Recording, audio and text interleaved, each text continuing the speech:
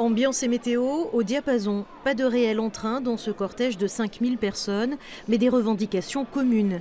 Cette marche historique des travailleurs du 1er mai était placée sous le signe de la défense des acquis sociaux, du progrès social et de la solidarité.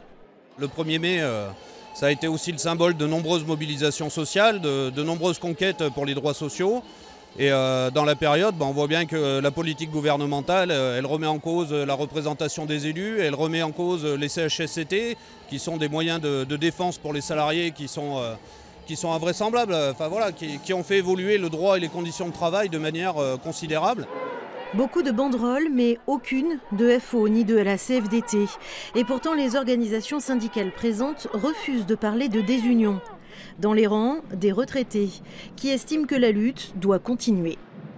40 ans de bons et loyaux services font que vous vous retrouvez avec 1 200 € à la retraite et qu'il faut continuer encore à se battre pour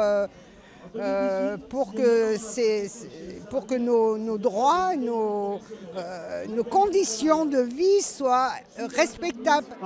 Les étudiants étaient également du rassemblement, à la fois inquiets et catégoriques quant à la loi Vidal.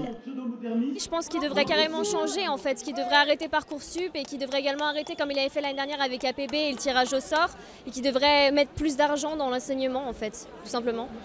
Contrairement à Paris, la manifestation à Grenoble s'est déroulée sans aucun débordement.